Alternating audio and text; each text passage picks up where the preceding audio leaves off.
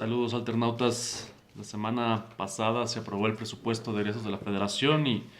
es toda noticia porque este es el instrumento más importante de política pública del país, ya que en él se ve materializada la voluntad política del gobierno en turno y pues también se ve reflejado el Plan Nacional de Desarrollo. Hay que recordar que el Plan Nacional de Desarrollo del gobierno actual pues es un documento sin metodología, con poca sustancia, sin visión y con sesgo ideológico anacrónico. Y pues creo que el gran enojo que ha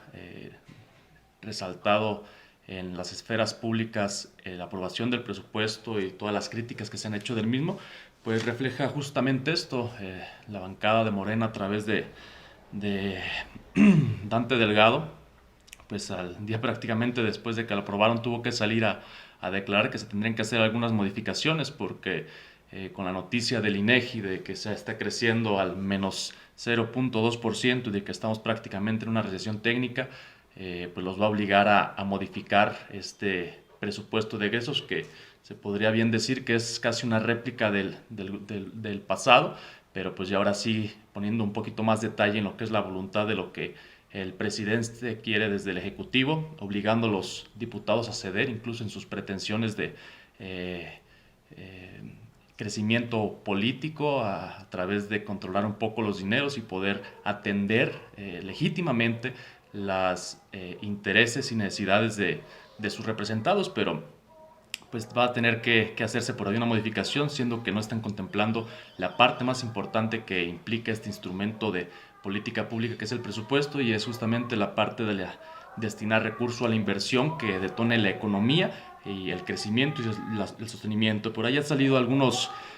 actores, el día de hoy sale Carlos Slim y otra persona, empresarios distinguidos, a decir que no saben qué recesión técnica, que no que no afecta a las familias mexicanas el que no haya crecimiento, que lo importante es otra cuestión en términos más microeconómicos, que lo que importante ahorita es sentar las bases para las finanzas públicas sanas. Pues esto es una gran mentira y se ve reflejado el capitalismo de cuates, las élites empresariales cooptadas, algo de lo que se quejaba el gobierno en turno cuando estaba de campaña y que pues muchos de los mexicanos veíamos libertad en los mercados, en la economía para poder crecer, pues estaba simplemente limitado a ciertas clases privilegiadas que estaban pues cercanos a las personas en el poder. Ahorita simplemente cambiaron los papeles, salieron unos, entraron otros, pero pues sigue existiendo este problema y es verdad que el nulo crecimiento económico afecta a las familias mexicanas porque si no hay crecimiento económico no se sostiene el mínimo de creación de fuentes de empleo, se empieza a ver desempleo, empieza a haber desesperación de parte de la sociedad y esto súmele todo lo que ha pasado de las malas decisiones del gobierno federal de cancelar el aeropuerto de Texcoco, varias obras, de incentivar la inversión a través de las mismas, el despido masivo de personal profesional con años de servicio en distintas dependencias como el SAT, etcétera, que están ya de por sí desempleados, pues todo este nulo crecimiento económico, esa razón de ello, no viene incluso de otros gobiernos pasados o de una situación global de codependencia, no, son problemas debido a las malas decisiones que ha tomado este gobierno. Por otro lado, pues todo se destina al gasto social, que propiamente no se pueden llamar programas sociales por una deficiencia en cuanto a las reglas, procesos y metodologías de los mismos. Una de las partes controversiales también que se mencionó en este procedimiento, en este proceso de aprobación, fue la anulación de intermediarios, que tiene sus pros y sus contras. Se habló específicamente de Antorcha Campesina, pero no eran los únicos grupos interesados de campesinos que estaban ahí luchando por los intereses. Y tiene pros y contras. El primero es el primer pro es que, pues sí, Antorcha Campesina es una organización vinculada a un partido político, el PRI, que ha abusado de los recursos públicos para enriquecer a sus liderazgos y pues hay algo hace de labor social, tienen buenas obras, pero pues la parte principal es que sí había por ahí una desviación de recursos para intereses privados particulares. Y la otra es que si bien no era solamente Antorcha Campesina los únicos por ahí en disputa, pues es necesaria, el Estado no tiene la capacidad para poder llegar a todos los rincones del país, entonces son necesarios algunos grupos intermediarios de la sociedad civil que se ocupen en llevar, canalizar los recursos, los programas, hacer la gestión, porque no alcanza ni siquiera ni el recurso, ni el recurso económico, ni el recurso humano para poder llegar a los grupos más desprotegidos de todo el país. Y esto pues sí se han aprovechado algunas personas con malas intenciones, pero queda por ahí esa pequeña necesidad incómoda que aún sigue, ¿no? La parte de los gestores sociales, que algunos abusan, otros sí hacen bien su trabajo, pero que es algo fundamental y pues son parte del ecosistema político mexicano que poco a poco se deben de depurar, no hacerlo con un machetazo de tajo como se ha hecho en varios de los asuntos públicos que el presidente no ha sabido enmendar sutilmente, que eso es lo que se requería. Y para acá, para muestra está pues, la cuestión de las guarderías, que se identificó corrupción en, no sé, un 30%, y en lugar de sanear ese 30%, Mocha ya trajo el 70%, pues es algo similar, es su forma de actuar.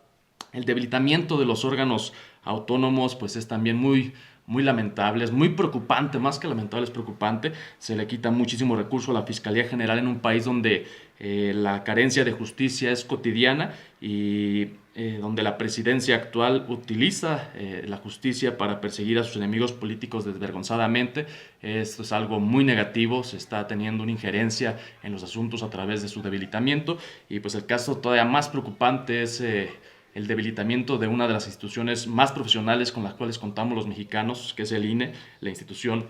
más importante para la vida democrática del país. No podemos permitir que esto esté pasando, tenemos que señalarlo. Ha habido muchísimas notas en los periódicos, se ha denunciado,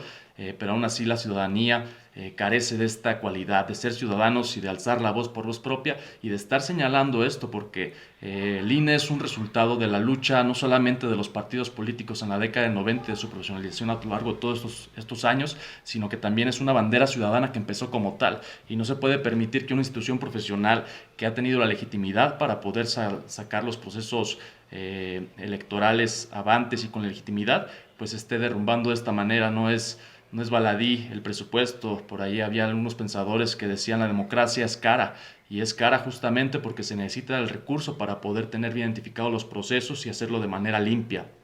Escuchaba el día de hoy una entrevista, y tal vez esto nos vayamos a enfrentar, de Jacob Polensky, que se estaba quejando de que al interior de su partido quienes estaban ahí como comparsas, pues de repente querían tomar decisiones y no tenían los procedimientos adecuados para hacerlo, ni siquiera eran consejeros, pero querían tomar decisiones dentro del partido y simplemente proponían alzar la mano para votar y tomar estas decisiones. Pues esto pasa cuando no se tienen los procedimientos profesionales, cuando no se tiene una persona o un equipo de trabajo que esté vigilante de los asuntos, de los procedimientos, para dar legitimidad a los mismos. Y se quejaba Yetko y decía, bueno, es que se estaba tratando de hacer esto así. Al final se hacía por una presión de masas, pero pues el INE no lo pasaba porque pues no tenía una legitimidad legal. ¿Y qué es lo que pasa con esta reducción? Pues se puede llegar a una situación similar, pero a nivel nacional, en unas elecciones, pues ya sea locales, estatales, federales, donde a falta de recursos, pues dejen de haber los insumos necesarios, el recurso humano, el capital, el talento humano necesario, profesional, para poder llevar a cabo las elecciones, porque no se puede solamente desde un órgano central poder organizar un proceso tan complejo y tan polémico como son unas elecciones. Necesitamos un instituto electoral fuerte para que dé certeza, legalidad y legitimidad a los procesos electorales del futuro. México, ya lo decía yo en otra videocolumna, debió de aprender mucho del caso de la dimisión de Evo Morales, donde más que un golpe militar, pues a él lo que lo hace salir del país, pues fue toda una ola de protestas sociales, de molestia con su gobierno por quererse reelegir. Ya lo comenté en otra columna, pero pues esto fue gracias a que también se cooptaron los órganos autónomos y no se tenía la legitimidad adecuada ya para poder dar validez, dar certeza a estos procesos. México está en un alto riesgo en todos los sentidos: el económico, el democrático, el de justicia, los sectores más vulnerables están desprotegidos y se está queriendo atenderlos con programas clientelares desasiados. Hay un gran riesgo en la nación y es pertinente que los ciudadanos estemos muy atentos y no perdamos el hilo de cómo se están desarrollando los sucesos en esta historia para saber dónde, en qué momento se incurrió en las acciones perniciosas para el desarrollo de la nación. Y asimismo, en su momento, sepamos en qué sentidos tomar acción para rectificar los caminos de nuestro querido México. Es cuanto.